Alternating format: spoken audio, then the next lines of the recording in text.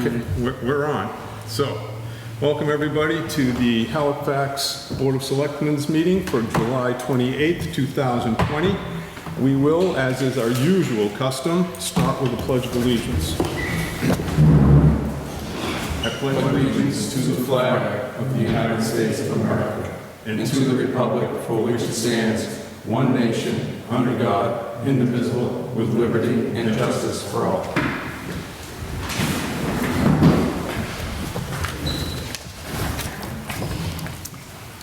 We're going to start with the approval of the agenda. Has everyone had an opportunity? I just need 1 second. That's the bills.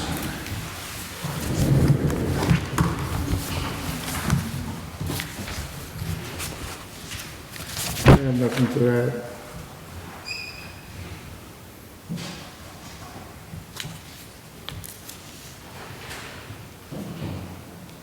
Looks good to me. All right, can I get a motion to approve the agenda? So moved. Second. All those in favor? Aye. Aye. We don't have any minutes to do. Oh, yes, we do. May 18th, June 23rd, July 9th, July 14th, July 16th. I even Regular read them all. sessions. It was just absolutely exciting reading. Everyone else good with them? You want me to move them or? Yep. I move. I'll second. All those in favor? Right. Aye. All right, you're on. I move to approve the following warrants and commitments. Wow, I'm good. Payroll warrant number 6 for $219,956.60. Vendor warrant number 7 for $621,908.73. Withholding warrant 8 for $75,815.34. Ambulance commitments for $41,098.42. Ambulance commitments for $26,836.33. Second. All those in favor? Aye. Aye. I move to approve the following warrant, vendor warrant number 9 for $43,616.03. That's just the one for right now. Can I get a second? Second. All those in favor? Aye. Aye. I move to approve the payment of the following selectmen's bills dated July 28, 2020.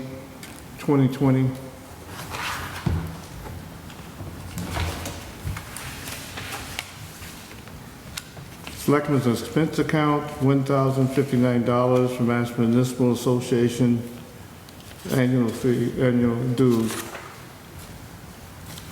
Second. All those in favor? Aye. Town Hall electricity, $1,326.28. Second.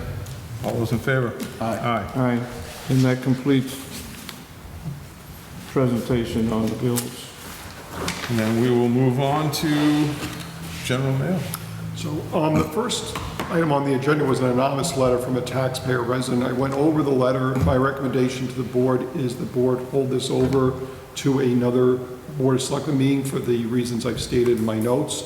It's up to the board. If they want to handle this tonight, that's fine. If they want to move it to another meeting, they just give me the date and I'll make sure it's on the agenda. The letter writer complained about a number of town officials, and given that we're already dealing with an open meeting law violation complaint concerning sort of a similar situation where the people aren't mentioned, I feel it's fair to make sure that those people are mentioned in the agenda, so if they read it, they'll have knowledge that it's on the agenda. So what's the board's pleasure on this? I think that's a reasonable thing. There are quite a few people mentioned. Give everybody an opportunity to come in. Anybody else? I agree. You want me to put on the agenda for the regular meeting on the 11th? Well, the only really problem I have with the letter at all is it's not signed. Well, we don't even know it's from a resident. I mean, obviously, the person made various claims about their status, but since it's anonymous, we don't actually know whether the But the claim... person resides in town or not. That's my problem with it. I don't like fleeing to anonymous. I hate to speak out. Yeah, Because it never put any change, it's the same difference. as a rule, anonymous, like, like 163, but I went by there. There is, it's not the eyesore that 163 Plymouth is. There's, I think somebody just dumped some stuff there. I'll talk to Alan about it to follow up. Pasture Lane, the planning board and attorney mayor are working with the interested parties as the remaining lot was sold back to the previous owner and then to a paving company. I think the deal is that the previous owner made a deal with the letters are just that. Is there a copy in our folder? I don't know, I know there's, I mean, There's one in there. yeah. Let me pass it down. Let's see. Well, in any event, I don't I think, can look at it afterwards if you guys want to hold it. yeah, I don't think we ought to be hearing it tonight. I think we just postpone it Well, and we'll to, take it up at the next meeting. okay, so August 11th then. That sounds good to me. Honestly, I don't think we need to take it up at all, but that's a vote of the board. Well, we may at that time choose not to do anything with it, but I think we postpone it until then. You don't sign it when you get to hear it. Right? Right, well, yeah. Quicker about Typically, it's somebody who's got an axe to grind for other reasons, but I don't know that. I don't know who it is, obviously. My first inclination is to not read it. If somebody wants to come in and own up to it, I don't have any problem with that. But there's references to everybody in town hall being a bully, which is absolutely not the case. I've worked here for 20 years. That is not the case. I don't know. What's your pleasure, gentlemen? Well, if somebody writes a letter accusing individuals of doing something wrong or right, I think the individuals have a right to speak to that individual that's accusing us of doing something wrongdoing. If there's no name on it, how do you? Yeah, how do you confront somebody with it? Yeah. Well, I mean, Well, let me do this. I'll make copies of the letter for all three of you. If at some point you just say, please put this on the agenda, you'll tell me that. okay, so we won't schedule it for a meeting, we'll wait. Everybody has a Okay, I chance to haven't read read it. it yet, Yeah, so everyone get a chance to read it. Yeah. That's reasonable. Helicopter ban, Conservation Commission. The commission proposed a ban on helicopters doing work in connection with the cranberry bogs, at least that's how I read it, from May 1st to October 1st during the weekends. My guess is there have been complaints from abutters not being able to enjoy their properties during the weekends due to the helicopters. I have contacted Attorney Mayo for any comments. However, I suspect it's unlikely that any bylaw the town might pass on this subject would be acceptable to the Attorney General's office. I do recommend, if there's interest, that either the commission or the board host a meeting with the cranberry bog owners and the neighbors' interested parties to see what could be worked out without a bylaw. And I know we have the Conservation Commission here. Do we know, is there a particular bog that seems to be the problem? I live between Pine Street and Thompson Street. Yes, go to this as well. And I've been there 20 years, and, you know, they don't do it that often, but when they do, It's noisy. like the 5th of July at 6:15 in the morning. Like, you know, 4th of July, people go out, they have, you know, maybe a few drinks here, there, whether you, once you get woken up by that stupid thing, and it goes for 4 or 5 hours. They get all week. And they, every time they do it, it's on the weekend. I don't think it's a regular week, and I really don't understand it. But I just, you know, We could, perhaps we can ask them why they can't do it during the weekday. I get they gotta spray the bars, and I don't have a problem with that, just. they also don't have to do it at 6 o'clock in the morning, yeah. Yeah. I mean, there may be a reason for it, but we could certainly at least read, if nothing else, we could explore it with attorney and maybe reach out to them and ask Well, them. I think it's going to make more sense because I really doubt that the board can regulate airspace. That's the Well, problem. the noise Yeah, thing. no, I just wanna put something up. No, I understand, Jerry. I mean, so that's why it was, one of my suggestions was, in fact, whether it's the commissioner or the selectmen, we bring in the bog owner or owners to have that conversation, say, hey, could you do it this way? Could you do it during the weekdays? Can you do it no earlier than 9 o'clock or whatever hour on Saturday and Sunday, for And does it have to be done on Saturday or Sunday Yeah, at all? right. Yeah, if you know, if you can have a cookout out, if you're worried, yeah, this, I mean, you know. Yeah. I mean, they were right over my house, back and forth. When I moved to town, there was a gentleman, Dan Clark, who used to run his helicopters every morning as soon as the first light hit. And in those days, nobody had air conditioning, so everybody's windows were open too. It sounded like he was flying in. Yeah. I get it. Yeah, I think that's reasonable. We'll ask the bog owners to. Okay. Well, let me try and set something up for the 11th. I appreciate that. Okay. It's a good first step.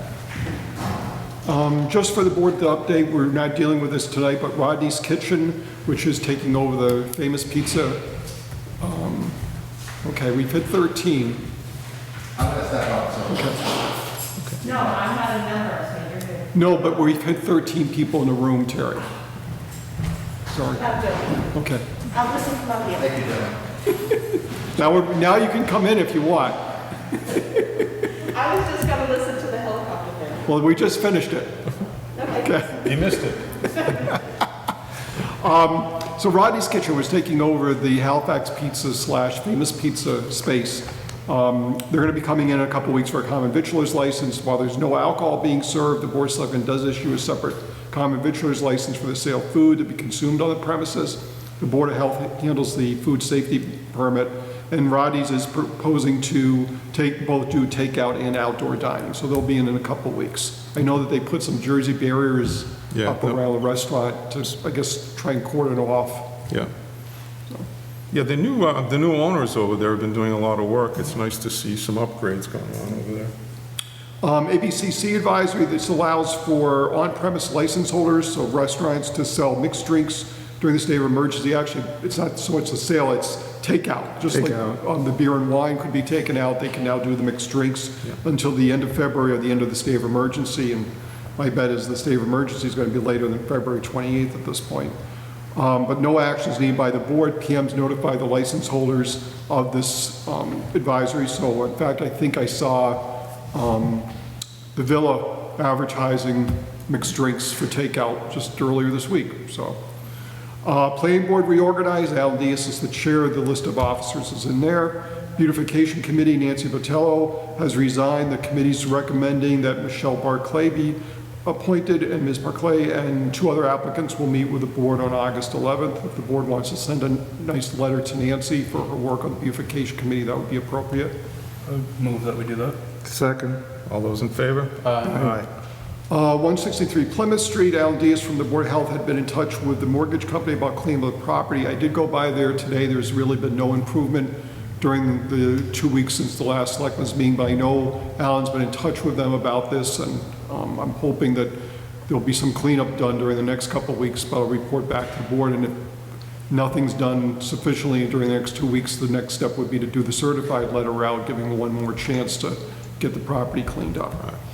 112th budget, August 2020. The board previously approved this at a earlier meeting, but I'm simply putting it in the mail file for the record. Pine Street North documents. Selectman Andrews had made the following request: that the board receive copies of all documents and correspondence from Chris Carmichael concerning 58 Pine Street North and any other property for which he's acting as building inspector and zoning enforcement officer. That in the future, any employee doing any work for the town have an email address created for that employee, including Mr. Carmichael. And the board receive copies of all permit applications and permits associated with the properties mentioned in the first note in A.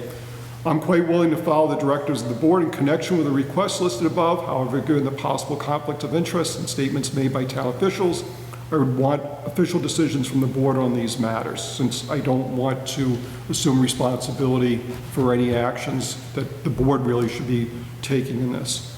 So unless the board decides to want copies of all future correspondence and documents for all development in Halifax, and this can be done, but it'd be cumbersome, then for parts A and C, the board should vote to make those requests and enter into the record its reasons for requesting this information for only these properties. For B, the board should specify which employees this directive should cover. Should all paid employees in all departments aside from the elementary school be included? So members of all boards and commissions, including elected and appointed. Contractors who have a specific relationship with the town, such as Attorney Mayer and Attorney Gilman, as they are paid directly, as contrasted with Land Use Council Attorney Questle, for which the town pays KP Law, with the law firm that Attorney Questle works for, not herself. And if the board decides to limit the request to an email address for Mr. Carmichael, the board should include for the record the reason why the request is limited to Mr. Carmichael.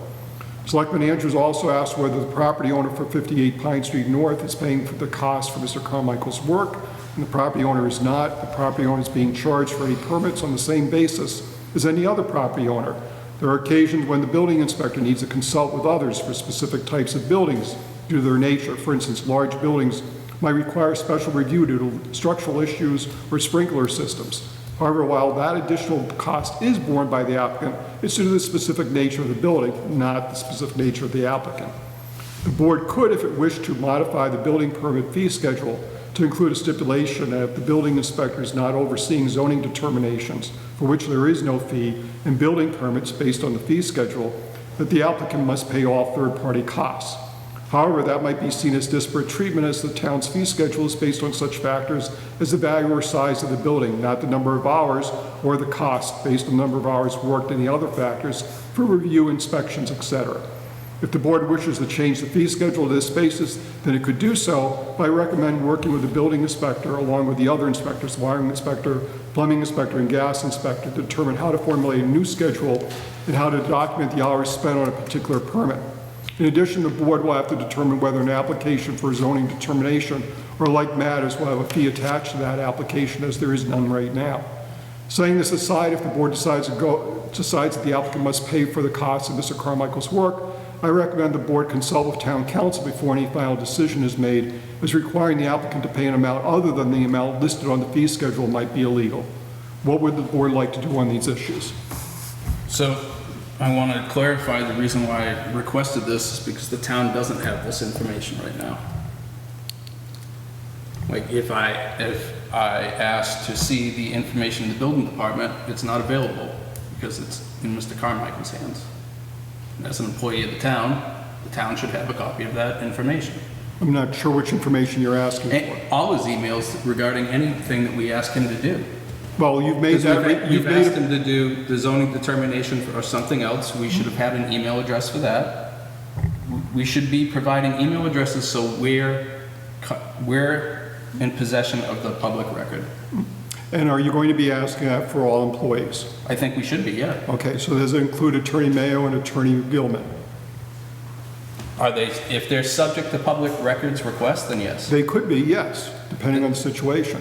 Then I would think that we would have a CC set up so the email goes to them. Okay. Well, again, it's up to the board. And the board needs to tell me exactly what it wants done to what extent. I guess, Charlie, my question to you is how is the public records being held right now? Well, if, for instance, you've requested a copy of all the emails that I've received from Mr. Carmichael, and I'm going to be producing that. But how is... Right now, all those emails are sitting in the mail server from Mr. Carmichael, so they're public records. If they weren't public records, then we wouldn't be having to turn them over. No. How do you know if Mr. Carmichael gets an email from anyone regarding this matter that we've appointed him to? I don't know, but I can certainly ask. If, you know, But my question is, how do we, as a town, know that we have all the public documents that go with this matter or any matter? I actually never know that because there's nothing preventing, in the sense of logistical, from someone who is an employee of the town using their own private email for a public purpose. Then that would open them up to a public records request of their own, which is what we would be dealing with Mr. Carmichael, in the sense of if someone wanted to ask for all public records in terms of any emails that Mr. Carmichael received or sent, even using a non-town email address regarding, for instance, 58 Pine Street North, then I would relay that request to him.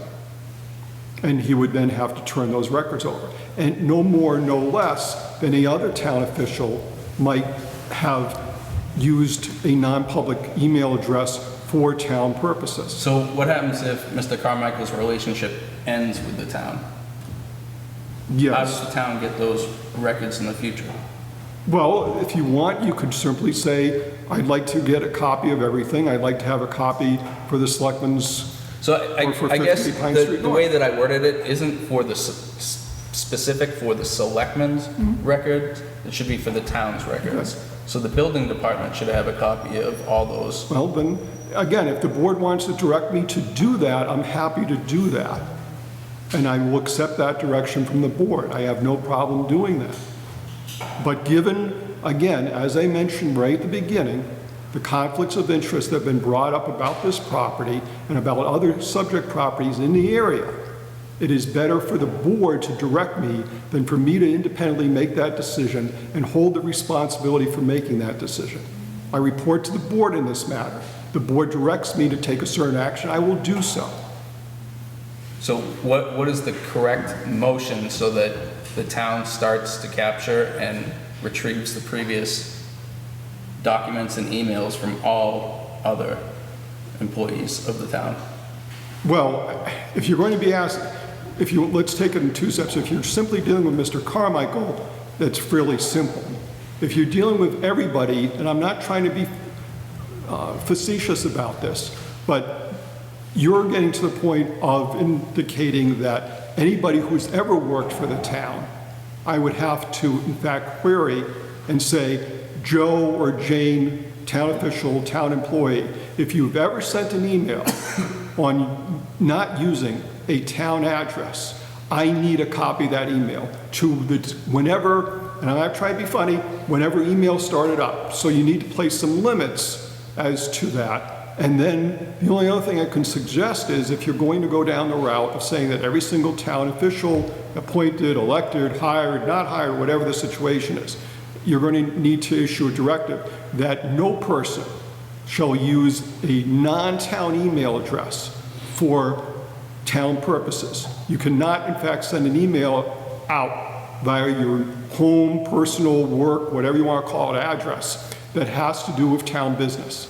And now, having said so, I don't know that you might want to check with Attorney Mayo in that you're in essence saying to other town officials who don't report to you that they must in fact follow that order. And I don't know legally whether you have the mandate to in fact make that directive. So you might want to talk with Attorney Mayo about that. I'm not saying it's a bad idea. I'm just simply saying in terms of enforcing it may be more difficult. Well, I would think that IT falls under the Board of Selectmen right now, and how do they get an email address right now? No, for the town so it matters? would go through data processing. It's a fairly simple situation. The problem is not establishing the email addresses, though we would have to establish probably several hundred. It's saying to someone, you are prohibited from doing so. You're prohibited from using your own personal email address if it's relevant to the town's business. I would think you could modify that policy to say without copying your town email address. Well, again, but No, as long as the town is capturing the I understand. email. I understand that, but the thing is, again, enforcing it. Someone decides not to do that. What enforcement mechanism do you have to prevent them or discourage them or whatever from doing so? If they're under the board's jurisdiction or under a department that falls within the board's appointment authority, for instance. You make appointments for a number of committees, but you have separately elected boards and commissions that don't report to the board, as an example. I don't know that what jurisdiction the board or the enforcement authority the board has to say to someone that if you do that, if you send an email out at joeprivateemail.com and it's on town business, that what can you do about it other than, I don't know. I'm not saying it's a bad idea. I think it's a good idea.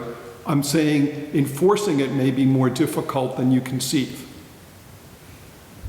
I get the enforcement thing, but if we don't start retaining the data, then we don't know what data that we don't have. To start with, I want to disclose that I have an interest in the property at 58 Pine Street North, so I'm speaking as a private citizen here. Does it stop there, or should we be looking at phone records as well? I don't know. I don't know if public records requires that or not.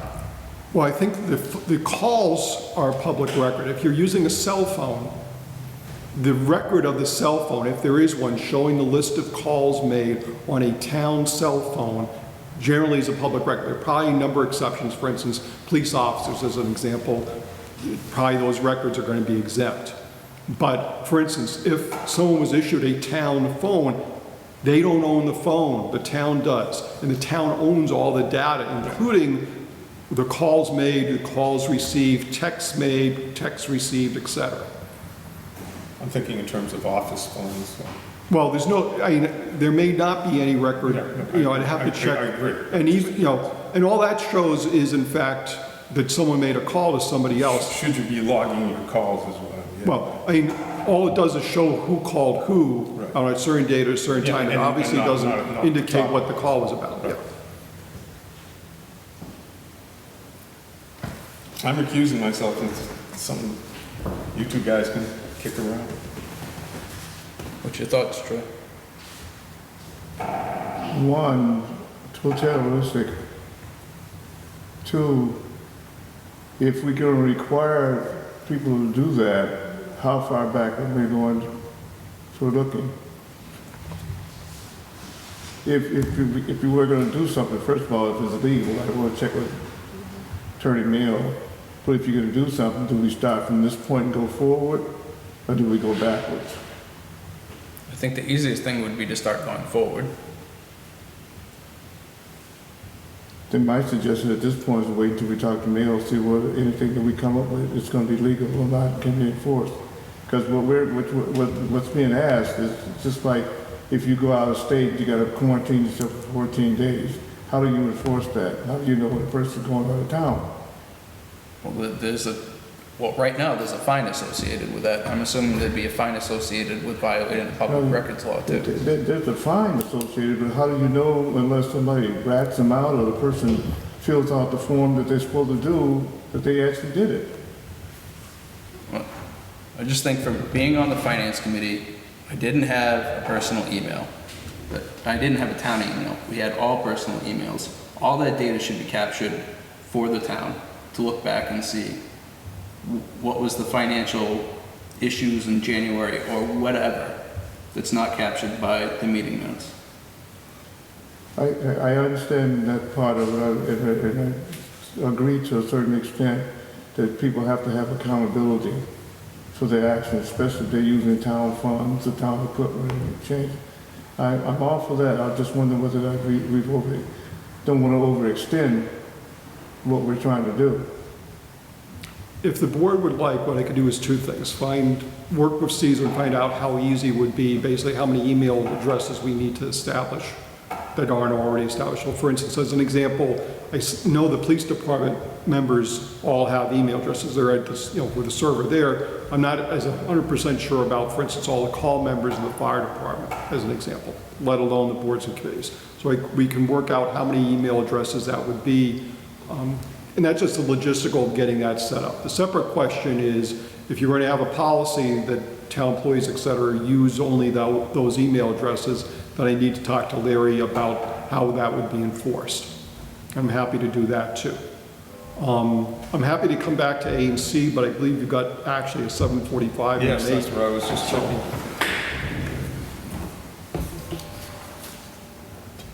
Do you For whom the bell tolls.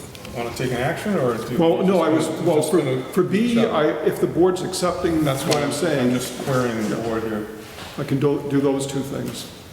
If you want to leave it that way, we can move on. Let me follow up that on those two Okay, things that's fine. and come back to A and C in a minute after we're done with the appointments. Everybody good with us moving along? Yep.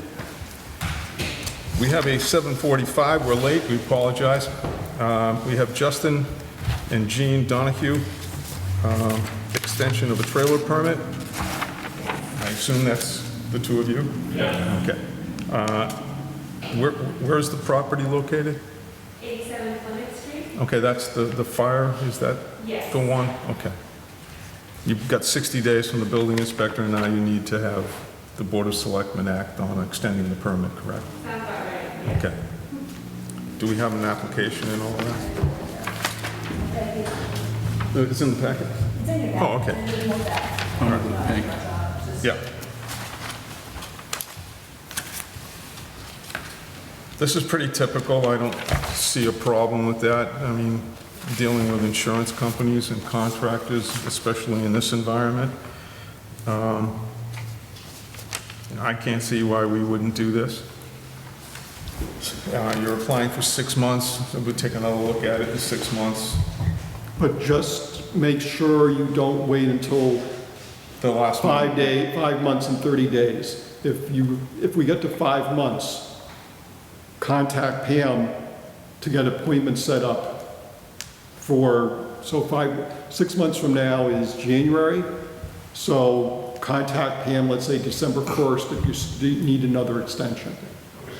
No later than Christmas Day. So you can use that as a target date.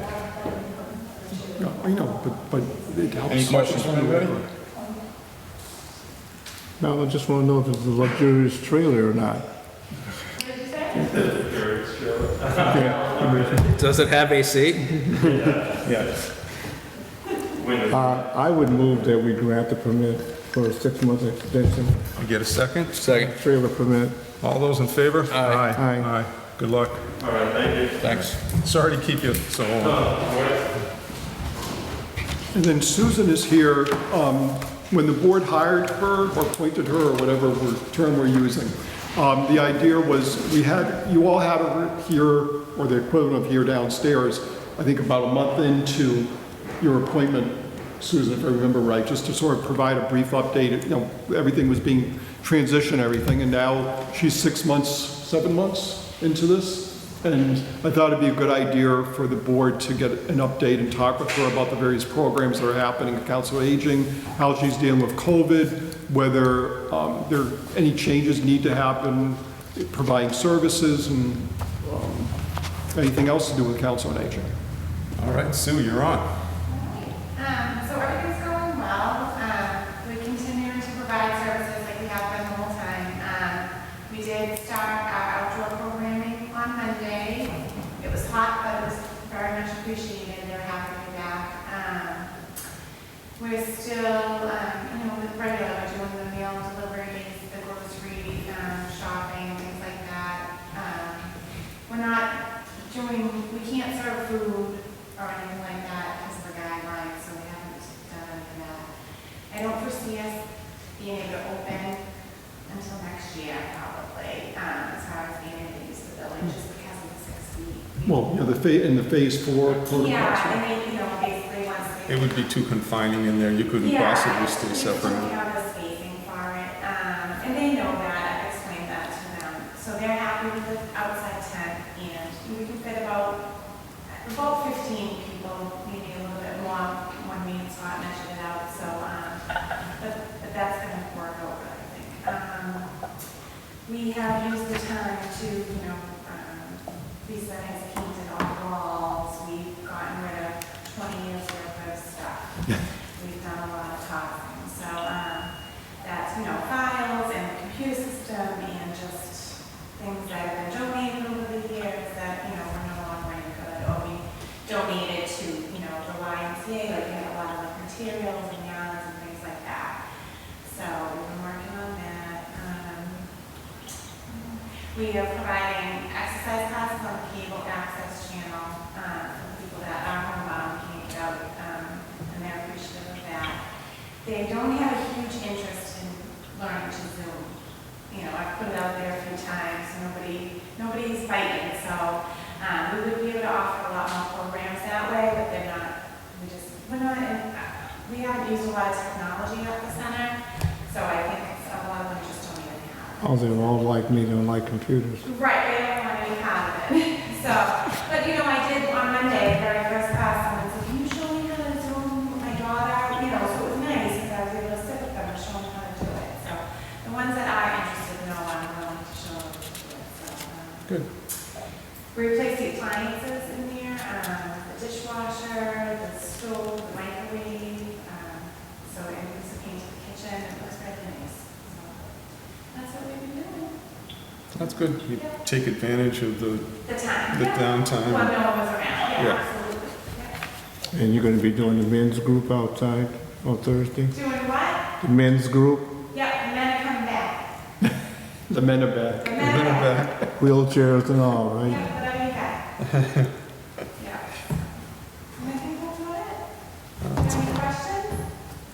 No, listen, you've had to deal with some extraordinary circumstances over Hasn't there. been easy, but you know what, everyone was really great. Staff stepped up, they did things well above and beyond their job duties. You know, we didn't have any drivers, and they all were doing medical appointments and whatever they had to do, so. No, that's great to hear. Well, thank you. Yeah, thank you. Thank everybody for. Stay cool over there.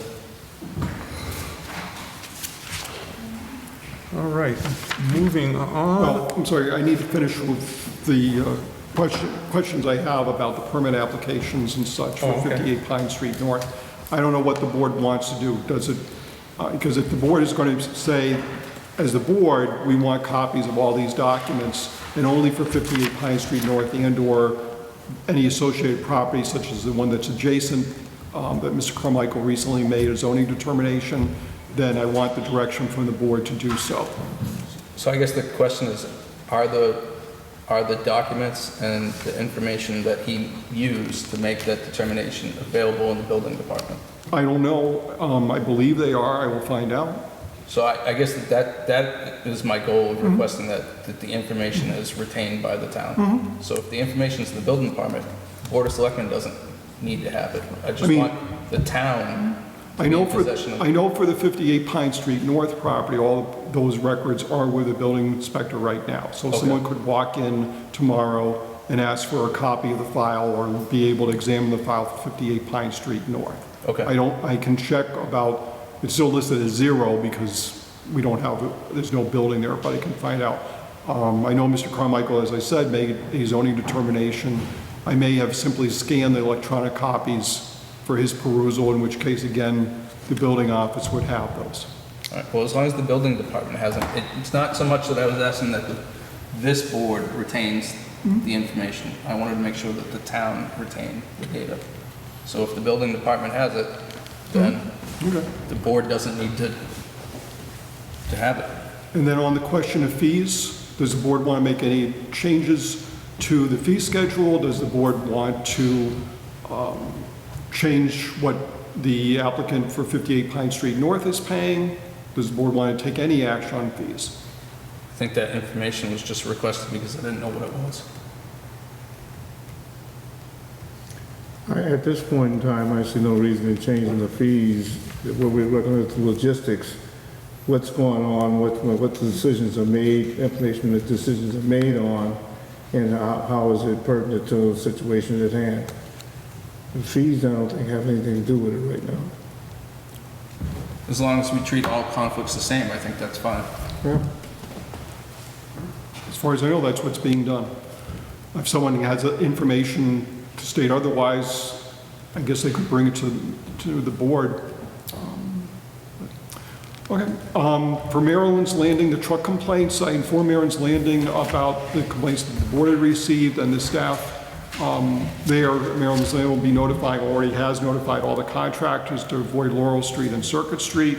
I did check with Old Colony Plan Council, and there were traffic counts taken at the intersection of the two roads within the last 2 years. I think we had, because we were debating about where to put stop signs, so I think we did traffic counts back then.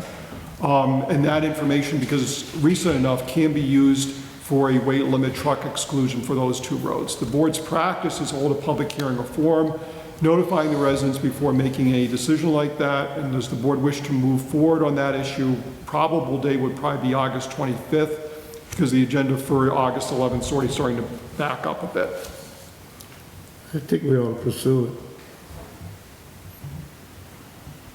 Reason being, if we've had complaints about the larger trucks coming down the road, if we have a legal way of preventing them from doing that, disturbing the quality of life, I think we ought to do it. Can we reach back out to the resident that came to find out once the company was contacted if the...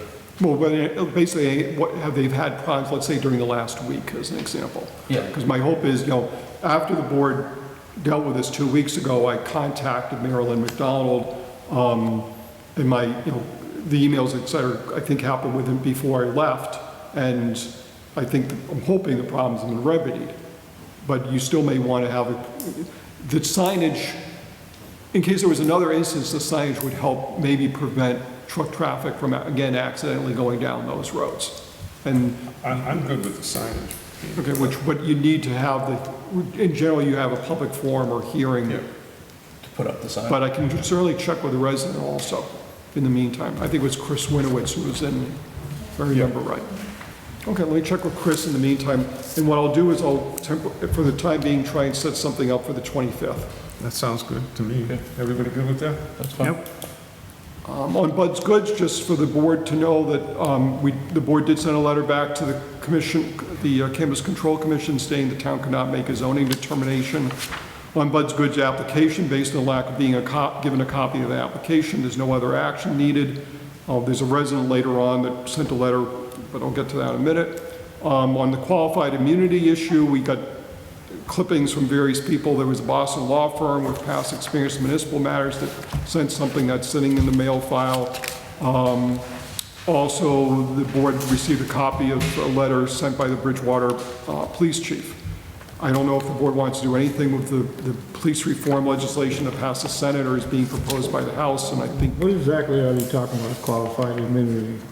So the idea of qualified immunity is that it gives, to some more extent than some people would like, immunity from prosecution for taking actions, a town official taking actions that a town official believes is legal to take. There's debate as to how far that immunity should go in terms of, I believe the Senate legislation, and don't quote me on this, is not based on that person's belief that their actions are legal, but based on a reasonable defendant's belief that the action would be legal. There's also some controversy as to whether this legislation that was proposed by the Senate would be applicable not just to police officers, but to also all town officials and employees.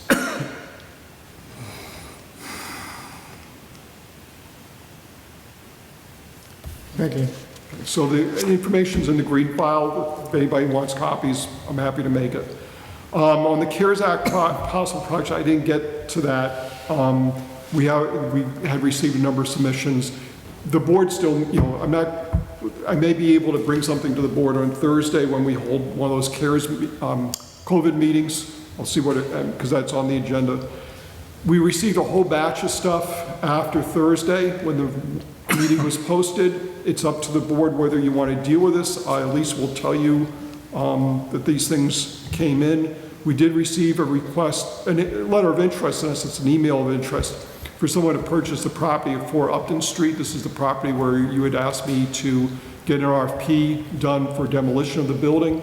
I'm still working on that, but I had talked to the building inspector, and we both agreed that given the town's zoning bylaws concerning abandonment, that if the person raised the building, they wouldn't be able to put a new one in legally. There's no provision in the town's bylaw to allow for that. We'd have to change the bylaw, most likely via a special permit application to the ZBA to allow new, for instance, one family structure to be placed there.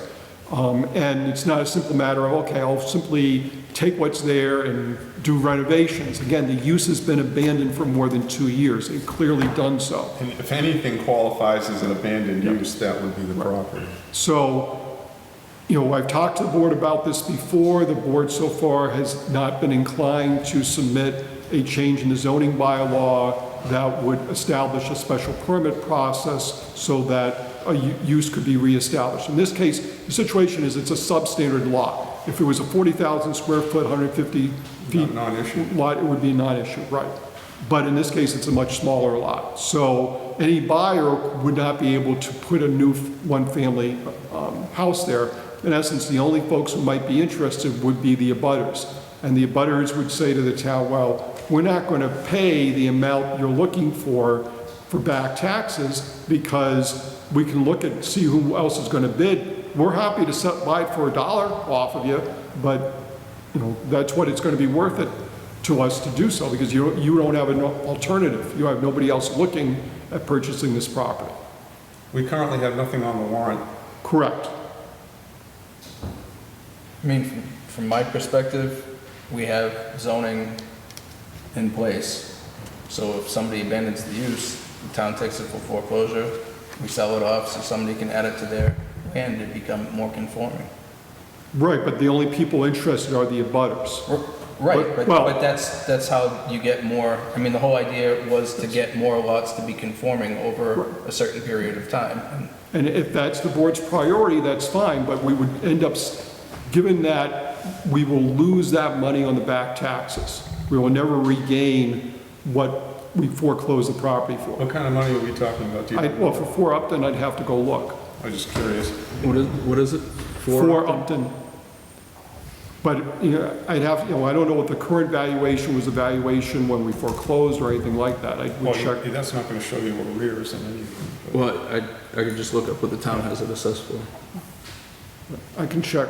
I'll check with the collector's office on the back taxes. That thing we had boarded up, it has to be 10, 15 years ago, 10 anyway, 10, 12 years. You sure it's 4? I believe so. It's assessed for 167,000. Yeah, well, Well, probably nobody applied for an abatement. That's probably what it was on for at the last time it was looked at. It was bought, according to the assessor's record, Lots were. by One. My 3 LLC, July 24th, 2007, 78,500. That's the land. That's the cost, and then it says the land is assessed at Yeah, that's a minimum 126,640,000 buildable for the. lot for that size. And unless somebody actually applies for an abatement, the assessors continue to carry that.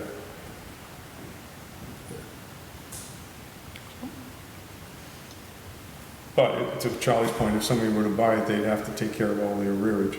well, we would want them to, but they wouldn't have to. That's the whole problem, is we put it out to bid. Let's say we set a minimum bid. Let's say the back taxes are I'm saying if 10,000. we tried to sell it. Right. And so we try and sell it. We want the back taxes. Let's say hypothetically it's $10,000 for the back taxes. A butter X says, why would I bid against myself? The abutters would be reluctant to take it for nothing, Right. because that would enhance their property and their taxes would go Well, up, but They might, not much. yeah, they might enjoy having a bigger yard. Yeah, well, this one's a little weird, but, Yeah. So, well, at the present time, we don't have it in place anyway. Right. we continue looking at raising the building? Well, let me do 2 things. I'll Let's get continue some working on the raising the building, the RFP, and we can find out how much eventually that's gonna cost. 2, I'll get the information from the collector's office. 3, I'll tell the person who wrote the letter that at this point, we're not, and the board doesn't intend until, you know, here are the things the board's doing. Right now, we're not in the position to sell it. If we And don't also- do anything at all, Charlie, Pardon? if we don't do anything at all and someone gives them that building and get hurt, we're liable for Oh, it. yeah, well, that's why we have. That's the issue. Well, in fact, we're paying for insurance for that right now. For that, because we own it and it's an abandoned building. If we, you know, it's one of the reasons for getting it demolished. Town meeting location. Kingston Town Meeting is likely going to be held on Saturday, August 8th in the former K1, the go-kart track area of the Kingston. I don't think people are sitting on the track. I think the track's gone. But the space at the Kingston Collection, they've offered the same space to the town of Halifax. I've sent a note in asking how much it would cost, but I didn't know if there's any interest as a possibility. I think what Kingston's looking at is because the fire chief put the kibosh on having it outdoors, and they want an indoor space. They said this is 40,000 square feet, which would obviously be large enough to hold it. I think that's a little bit larger than a normal football field. Well, yeah, it should be, something resembling that. I just don't know if there's any interest by the town to take a, look at it as a possible site for a town meeting. The only problem I have is people commuting to the site. Yeah, I think to be out of town and over that far is gonna be an issue. I think it's gonna be hard enough to get quorum to begin with. Why don't you look at the cost, Charlie, just in case Yeah, we I'll have no find other out, sure. alternative? Well, in At least we know September, what of it course, we costs. may end up in October, but. So on that note, Yeah, there was an article that came out today that the state is going to, the legislative leaders have decided they're going to pass a budget to get us to October and then figure out the rest of the year. That's why my October plan. yeah, that's why I got, it's number 34 on my list. Like, that article would confirm what the Lieutenant Governor was saying this afternoon. And that's why I'm going to get a financial team meeting together later in the next week or so to talk about our options, because we can't wait for, if we want the bills out, we can't wait forever. We can always send out estimated bills, but that complicates the situation, both in terms of budgets, but also in terms of dealing with the hassles for the Board of Assessors and the Collector's Office, because for the first time in who knows how many years, we'll have estimated bills that are going to be different for November, both in terms of valuation and the tax rate, than what they are in May. And that's going to drive people up the wall. Yeah. I mean, it's a side effect of what we're dealing with, I think. Other than them coming out and actually passing, you know, the state aid for the town and for the schools, I don't see us being able to do anything but an estimated bill. Right, and I talked to Sandy a little bit about this, because, you know, obviously there are towns that are having their town meetings, and they've had them, but I think everybody on that group does the quarterly cycle. I'm gonna say So they don't, yeah, they're so they already send out estimated bills. All the budget did was eliminate the need to do the 1/12 budget, but we've got a 1/12 budget in place. Have you heard any feedback on whether or not they're going to pass the local aid aspect?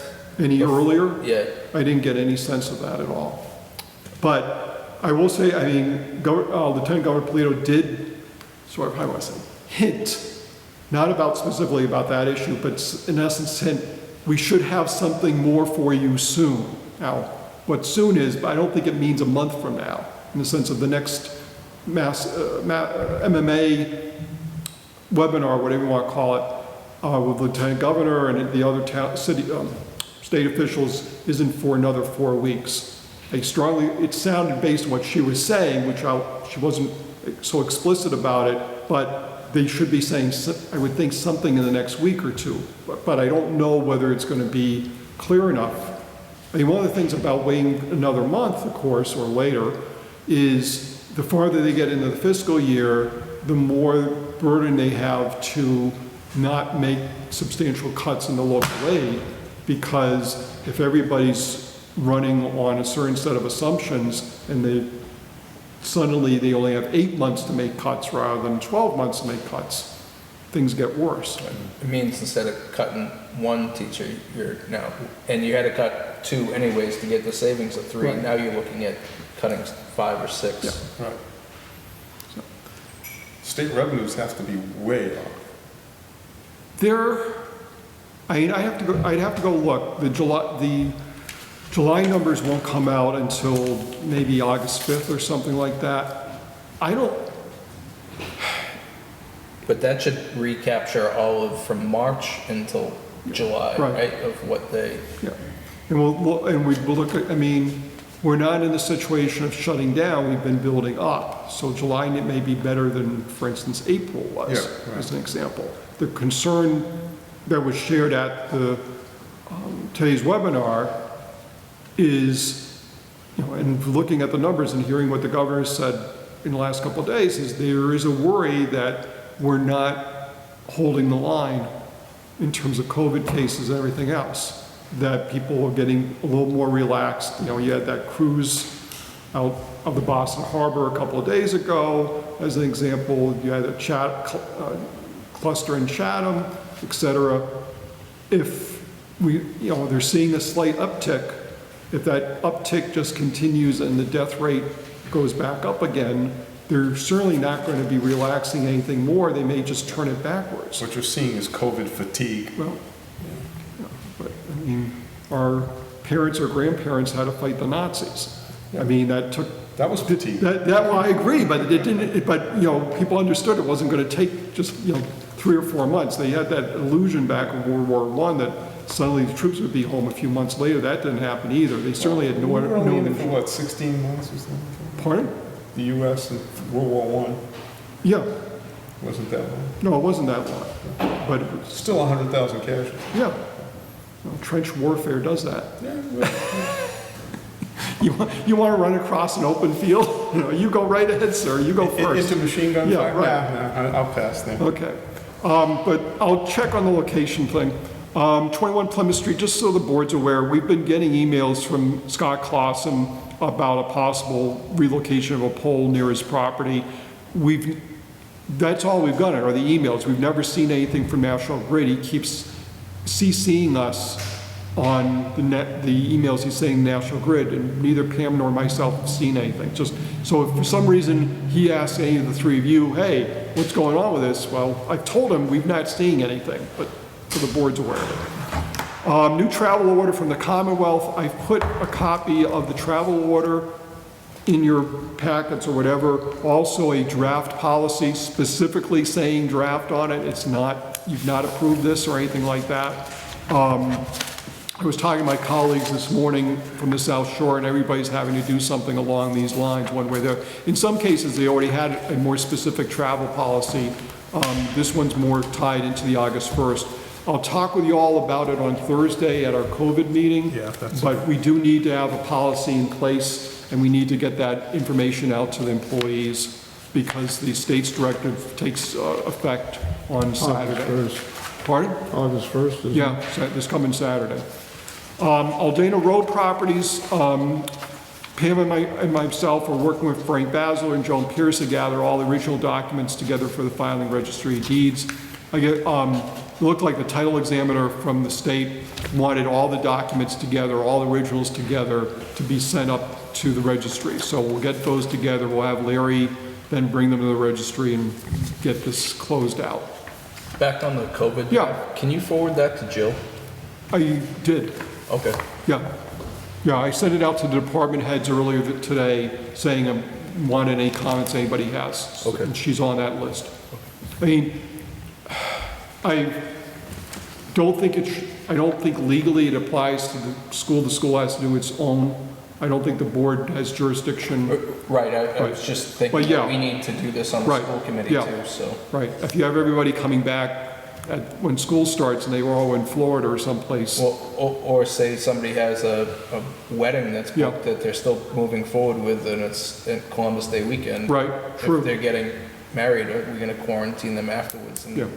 how are we gonna handle that for substitute teaching and all those items? Let's see, we've already talked about Maryland's Landing. So I gave you two proposals, one about audiovisual and IT, one for town meeting.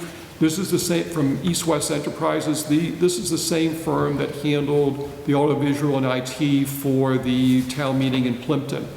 The cost that they proposed would be for about $6,000. Yep. But it's also not fly-by-night, so it should be covered under COVID. I can check with the county to make sure of that before we, sign anything, but that's the proposal they made. And we can talk about it on Thursday also. Okay. So I don't need a decision from the board about it tonight. The other is, I had been thinking about trying to do hybrid meetings in the sense of just as Gordon's doing it right now with the camera and such, is a more robust system, so allow for public participation via Zoom. Basically think of it as two rooms. There's a Zoom room and there's a physical room. The physical room, let's say in the multi-purpose room or even the Great Hall, we only are allowed 12, multi-purpose is allowed 25, but there would be a screen set up so that everybody who's on Zoom, let's say, you all could see them. They'd have a camera, so there'd be in essence a Zoom, one of the panels is us. Yeah. Yeah, and the same thing for audio, so that everybody can hear everybody else, everybody can see everybody else. Yeah, the one comment that the chief texted me earlier and said that he can't hear you at all, and I forgot the mic that I had purchased.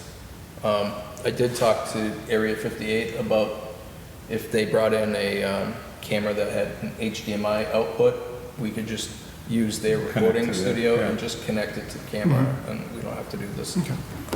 But saying, this is, and what I asked was for a system that would be permanent in the sense of it not like for the town meeting where we're just using it once and they bring everything home.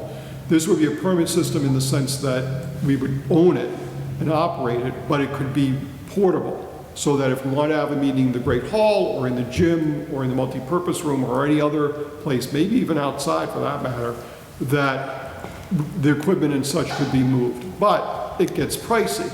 The one for wired microphones would be $15K, and the unwired, whatever, would be 20. Wireless. Yeah, wireless. Again, I think it's going to be covered under COVID, but again, I don't need a decision by the board or anything like that. But the reason I'm thinking along those lines is A, we're going to probably be dealing with a situation for a number of months.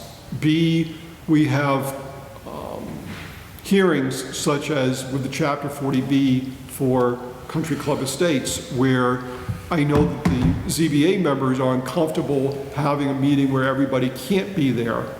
But at the same time, the applicant is saying, well, wait a minute, I understand legally that you can continue not holding the hearing because of the governor's directives.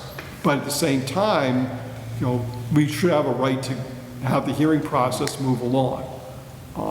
So this might be a way of covering both what the ZBA would like, where we could at least get 25 people physically in the space, but also have any other number of people.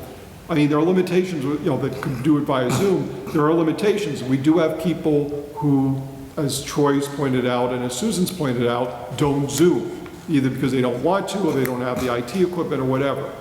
And they'll say, well, I want to come to the meeting, but then we run into the problem, if you're the 26th person, we can't stop you from coming in, and then we have to just vote to adjourn, not necessarily your meeting, but ZBA, whoever, and continue in some other fashion. But this might alleviate some of the pressure from having an only physical and meeting, and also, but at the same time, provide robust participation via Zoom. So I'm not asking for any decision about this. Again, think about it. I'll talk to you all about it on Thursday. Okay.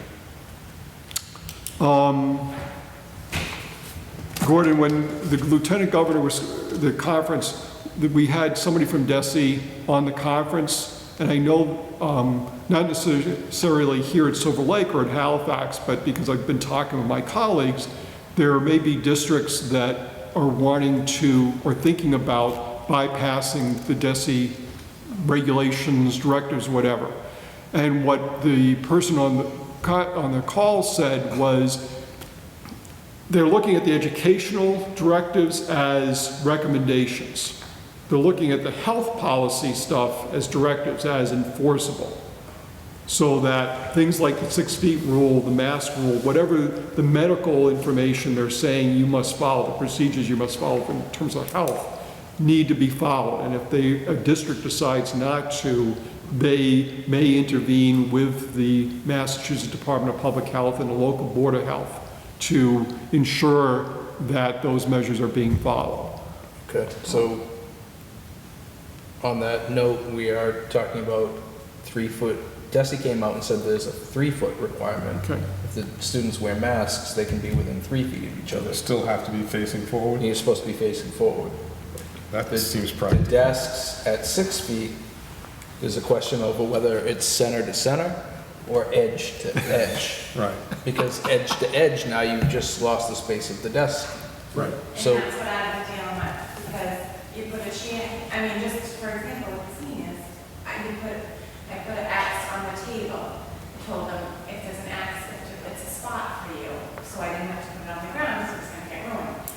But if they don't put the chair, Right there. if they move the chair, and you have to account for their body. Yes. Their body's not moving 6 feet. And they're not like, well, you know what I mean? Yeah. It's very difficult. and DESI came out with guidance on the school bus, which says that the capacity is down to 1/3. Because you have to like And you're gonna stagger them, right? So, well, Inside, outside, Yes. inside, outside. Night moves. so, and Desi is requesting that we have bus monitors on every bus at a cost of $27,000 per bus.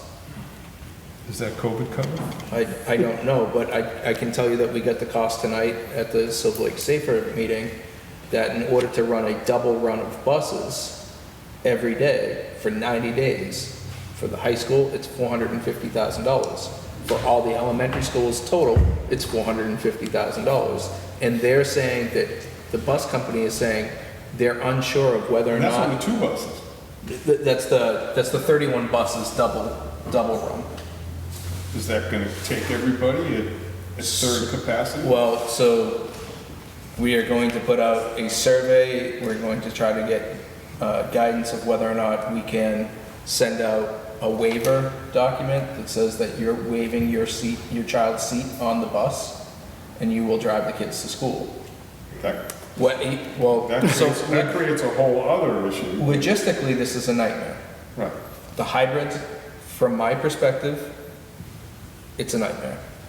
There is no good answer to this thing. There isn't even the best of a bunch of bad decisions here. I mean, they're all bad. So right now we have, everyone goes back to school 3 feet apart. That's one option. We can probably fit everyone if we use other space. This is just the elementary school. The high school, they were giving the updates as I was trying to leave, so I don't have all the information on the high school. Even if you have everybody in the building, we still have to face the hurdle of getting them. Right, so we're talking about if we have to do double bus rounds, what happens with the kids that get dropped off at 7:45 that are waiting 35 minutes for all the other students to come in? If you can get them on there in 35 minutes, do we take their temperature in the morning? Well, so that, I don't believe we can. There's a question over whether or not we can, if we can do that at the bus, or if we can do it at all. But right now, it's between, the administration is recommending, I believe, hybrid. I'll find out tomorrow at the meeting, but Plimpton voted to keep the 6-foot requirement until phase 4, and they are leaning towards going all remote. Our town, at 61%, wants to go back to school, split between 3 parents saying they're okay with 3 feet apart, okay with 6 feet apart. Is 61%. 9% or 7% said no, and 30% said they were unsure. So, What percent of people, I was on the meeting, but what percent of people, did they say what percent of people responded to the survey? I believe there were 262 responses for Halifax. I think the overall total was 764 For all 3 towns? for all 3 towns. So we have 600 students at the elementary school. So we had 262 for response. And Which is pretty, yeah. I mean, And some of those may have multiple. Yeah, children. Right. it's So- statistically significant. Yeah, it's a good number. Yeah. so we are talking about doing another survey where it's either yes or no. There's no maybe, you need to pick, what are you doing? Yeah, that's actually a good idea. Well, because we need to, and we need to know about the buses too. Right. There's, And again, are 2 buses gonna handle it? A double bus run? well, Is it gonna be an ABC bus run? Well, we're gonna have an 18-hour school day? so there's all these questions, right? And then there's the financial restrictions. If we can come up with the $450,000 to bus the kids out of the COVID money, because the state's also holding 40% of the funds for Plymouth County, so do we ask for the money for busing? The state's supposed to pay for regional transportation. That cost just doubled. They don't do that. So I'm unsure on a number of levels of what's the correct decision. Do you have all, do you know what the percentages of teachers that are willing to come back? Well, that's the other. 30, the other question. 30, and 30. 30% said they want to teach back at school. 30% said they wanted to do remote. And 30% said that they don't know. Well, that, And that was pretty even across all the schools. well, that kind of also influences what other board you come up with. If you don't have any teachers in the classroom, why are you gonna send the kids? And we have to vote. Yeah, what's the teaching you were saying about this too? Like, the- I was in meetings with them all day today. That's negative. Yeah, that can't have been, Oh, it was awesome. yeah, I'm sure it was. Gee, I'm really sorry I missed the good time. So they are concerned about safety. They're concerned about going back. They're concerned about the kids being exposed. They're concerned about the kids actually wearing the masks the whole time, because wearing a mask I mean, how uncomfortable is it you guys are wearing masks? Well, the sad part about it is when you're talking about kindergarten kids and stuff, they sneeze or cough into the mask and they're wearing it all day long. Yeah, I mean, the younger kids So- in particular. that's- So kindergarten, first grade don't have to wear masks, but on the bus, they're required to wear masks. And the school is not required to provide masks for every student. But we have to have enough masks for every student in case they don't have one. So we might as well buy masks provide masks. for every student. And what kind of man? You know the way to problem? So then there's face guards, shields, like Yeah. Barbara has one of those. There's talk That might about be easier. There's talk about for kids that are on IEPs or 405 plans, whether or not they could use those, or students with asthma that have a note from the Well, doctor. why don't they just make them all Halloween masks and everything you can? For the students that aren't gonna be able to go back, Yes. would they have to? That we have to provide, under Desi's guidance, we have to provide online program for them. So you're gonna have to, now you need more. Now we need more teachers. Yeah. There's a lot So I don't know how this is gonna work. Or you just go with, don't open school, everybody does it from home. But now you've got parents that need to go to So work. people work and they go to Texas. No, I understand. So there, right now, the hybrid policy is, there's two cohorts that go to school. Cohort A goes Monday, Tuesday. Cohort B goes Thursday, Friday. Wednesday, nobody goes to school except for the teachers. They have a prep period where they're doing professional development the first half of Wednesday. The second half they teach from home. The problem is that if you have students, you have 12 and a half students, right? And we'll just go with 100. You have 12 and a half students in your class on Monday, Tuesday. You're going to teach them the lesson. The kids at home aren't being taught that lesson, so you're going to have to reteach that lesson Thursday, Friday. But we need to give remote instruction, synchronous remote instruction, remotely the whole time. So I don't know where this, I can see it at the high school and junior high where they rotate classes. The kids are in a rhythm, yeah. I cannot see it working over here, because I can't see, the first grade teacher teaching reading to those 12 kids. We can try to videotape it and broadcast it live, but it's not going to be the same effect as being in the classroom. The interaction won't be there. And if we're broadcasting and the students online are asking questions, you need to have somebody interacting with them. So I was told I'm going to see a schedule that should work. Which one did you turn in to the state? Halifax is having their meeting Thursday night at 8 p.m. So you gotta make a decision which one you're gonna. So we have to send in all three plans Thursday night. On August 4th, we're gonna make the decision on what plan we're gonna move forward with, and send that to Desi and ask them to approve that. Why are we sending 3 plans in? It's almost like you're asking them to make a decision what the school's gonna do. So they're saying, say we go back to school, we can go back to school, we work out the logistics. COVID pushes up, now we've either gotta go to the hybrid model or full remote. My final question is, what do you do if there's some individual does proved positive for COVID in the school. So we have a whole what-if scenario Yes. catalog that they There's- talked about. There's a copy right here. Yeah. There was like Well, 20 So pages. I can tell you that if somebody in the school tests positive, that most parents aren't going to send their kids, the teachers aren't gonna show up. I was So gonna say, yeah. we're pretty much closed for 14 days and we'll just go straight to remote learning. And what's the point of it? It's done. It's a horror show no matter how much you look at it.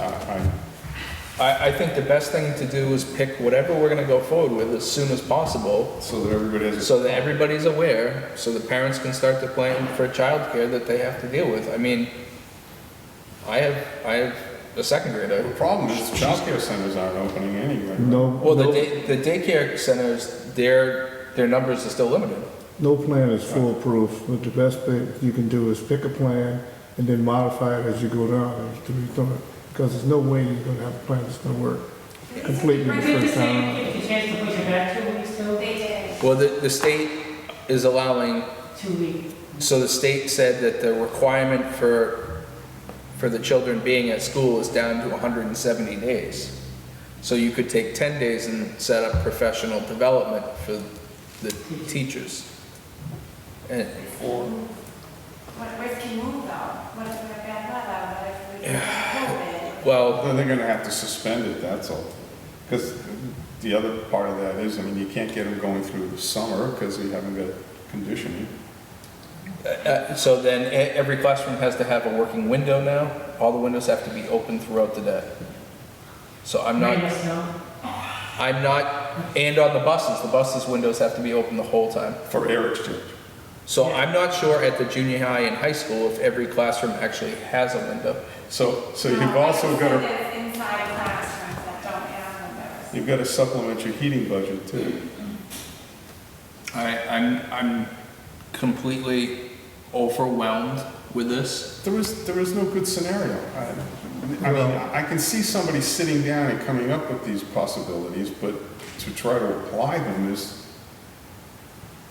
So I encourage everybody to Google Meet on Thursday night to our meeting and give us feedback. There's no simple answer to it, and we're not gonna solve it tonight. no. Yep, that's just the update. Okay, that was a good time. In less serious business, just on Lincoln Street Beach, the logs got removed, the loam's still there. I have contacted Tom Schindler from the Parks Commission. He said he was going to be working on that. Massachusetts Selectmen's Association, there's a Municipal Finance 101 workshop on Wednesday, the 19th, from 2 to 3 for those who want to participate, but that's, obviously, it's on Zoom or the equivalent. On the IT office, possible, I'll get to that in a couple of minutes. Additional special town meeting, the board just asked me to table that to today. We were talking about, for instance, a sidewalk article, we were talking about Pasture Lane. If the board wants, the board has one more opportunity. If you want me to delay this to the 11th, we would still have time to post. If we were, assuming, let's say, for instance, we were going to have a town meeting on the 12th, there'd still be time to post for the special, even waiting to the 11th to tell me. I'd be inclined to want to do that. I don't know how it goes. I'm fine with that. Yeah. Marijuana retail store, Steve Bowman of Center Point Safe Company has an appointment to meet with the selectmen, I think on the 25th of August for a possible store at the industrial park. I've informed him of the daycare center nearby, which restricts the use of the properties, so I don't know if he's actually going to cancel or come in, we'll see, but he's on the agenda for a month from now. 100 Lake Street is like 163, but I went by there. It's not the eyesore that 163 Plymouth is. I think somebody just dumped some stuff there. I'll talk to Alan about it to follow up. Pasture Lane, the planning board and attorney mayor are working with the interested parties as the remaining lot was sold back to the previous owner and then to a paving company. I think the deal is that the previous owner made a deal with the paving company, so the paving company would do the work, but then also own the lot. So we'll see how that plays out. I know that Alan's been in discussions with Gordon R. and with, or at least there've been email exchanges or something like that. So I assume everybody get a report in a couple of weeks. Yeah. Okay. Lingard Street Beach, no parking signs. Ray Bierce recommends that the town install signs with stronger no parking language at the parking area at the beach. What he's talking about is not the one inside the fence. He's talking about the grassy area at 4th Avenue in Lingard, on the other side of Lingard from the fenced Yeah, in who area. owns that property? We do. So the board could authorize getting signs put up that are, strong signs saying, violators will be fined, et cetera, and then the police department can enforce it. Then they're gonna be parking on the street because there's really not that much room Well, to except park that you on the have- You beach. can't park on the street. Well, technically you can during the day. You have an overnight parking ban, but then you could put up also no parking signs I was just gonna for say. we Lincoln could- Street yeah. for that section. Yeah, because otherwise that's what they're gonna be doing. Yeah, I think that would be appropriate. It's up to the board. If you want to do that, we can get it set up. So I move I it. think legally I need a vote from the Yeah. board to, I move it. for both the signage on the grassy area, but also no parking on Lincoln Street. I think it needs to be added to the traffic rules and regs. So moved. I'll second, so the whole street, No, just that section from 4th to 5th Avenue, Just in where is the between grassy the area. Town beaches. is that the section that kind of sticks out? So if you're going I from guess I here, can look it up on, No, it's on the right-hand side, left-hand side, as you're coming going down Lincoln Street, it's an Yeah. open field, sort of. It's right, an if you're open- going from Mia's, Yeah. then it's on the Onset left, Street. just after 4th Avenue. You can see it on the Google Yeah. Maps. Yeah, it's open, it's an open area. The ones that could have your boats park over there. Yeah, Because people will that's a lot be putting their easier than trailers trailers around there, there. And what Mr. Bierce had said was that these folks don't have stickers or anything. Hold on. Coming in. this is 4th here, this is 6th. I think it's this area here we're talking Oh, about. people parking on the opposite. Yes. Yeah. I thought, I was thinking down over here, but that's not like, okay. I'll second. All those in favor? So they approved putting signs up saying no parking, well, parking only for town residents with stickers or something A like that. strongly worded Right, sign. and violators will be fined And the no parking signs. from 4th to 5th Avenue Avenue on the other along side. that stretch of Lincoln Street. You received the request for Did we take- FMLA leave All from those in Rob. favor? All right, Okay. just make it legal. You received a request for FMLA leave from Robert Feldman of the Highway Department for a period of August 18th to September 1st. So moved. Second, do you have the, Yeah. just Tom sign that, or just all of us? Pardon? Does Tom sign, or just all of us? You just need to approve it. I don't even know that you have to sign it. All those in favor? I think Aye. Linda just takes care of it, Linda Cole. Then there are 6 cemetery deeds to sign. I'll pass those to Animal Control Officer. We received 7 applications. I don't know what you'd like to do. I mean, the board could review them along with the police chief and make recommendations, then decide who to interview probably at an additional meeting. As I mentioned, the August 11th agenda is already busy. I don't know how you want to do this, whether you want to work with the police chief to narrow it down from 7 to 3 or 4 or something like that. I think that makes sense. I'd like to look at them anyway. So I'll make sets of the applications for all 3 of you and for the police chief. Okay. I'll put on assuming that we're meeting next Monday, I'll put it on the agenda for next Monday for the COVID meeting, and then you can make a decision about who to interview and then also when you're going to do that. Okay. Fiscal 21 budget, we've pretty much talked about that already. The heating AC project town, and I gave you a copy of this. Scott Materna obtained an estimate of either 5880 or 6545, depending on what heating AC systems were put in for the Veterans Office and for the storage closet here. Correct me if I'm wrong. Didn't we say that the Veterans Office has already been conditioned? It didn't read that way.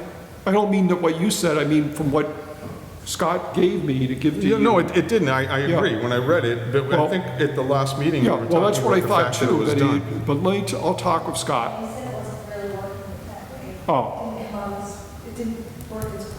Oh, okay, well, at least that answers the question. On Bud's Goods, the board received, so, sorry, to back up, let me follow up with, well, what do you want to do on that? Because I don't think we have money set aside. I mean, the maintenance budget has money in it, but I don't think for something of this magnitude, I don't think it should be necessarily something that Scott should just start draining his line item for. No, and it doesn't sound like it would be a COVID-covered. Right. Can we No, put it it on has the no- special? Yeah, I Yeah. was just gonna say, put it on the Okay. special. Yeah, exactly. And then you can take a look at this and you can figure out, talk to Scott, or I'll talk to Scott, and About all the ramifications. which Yep. variation you want. Yep. Bud's Goods on comments, the board did receive a letter from Catherine Hilliard of River Street opposing the project. Her objections weren't associated with whether the parcel was zoned to allow for the project, and the board has already sent a note to the CCC on the subject. But I did want the board to have it on the record that Ms. Hilliard had contacted the board. Pope's Tavern Roof Project, we had just received additional notes and drawings submitted by the architect. I think they're sitting right now by Gordon. I've made copies for the board, for the building inspector, for Scott Materna, and for the fire chief. The drawings will be placed on the table in the Selectmen's meeting room, so whether it's any of you or those three individuals. He also sent me a thumb drive, which I've copied and given a link to those three people. They're on the town website without being there, in the sense of as long as they have URL, they can find it. The thing is that the plans were 19 megabyte, and I would have been difficult sending them by email. I had an opportunity to look them over. I still had a few questions, but I'll Okay. talk with Scott. Yeah. And so I have notified Rob and notified Scott and Jason, so they can come take a look at some future meeting, if the board, working with Scott, if you can give some direction as to how you want to proceed. If we still have questions to get answered, I think he covered the structural stuff Yeah. pretty well. I still had a question about the insulation. okay. Because at some point soon, we should try and get out to bid. Yeah, exactly, that's what it was. Yeah. That's what I've got. We do have meetings. We have a meeting Thursday at 1:30 dealing with COVID for the most part.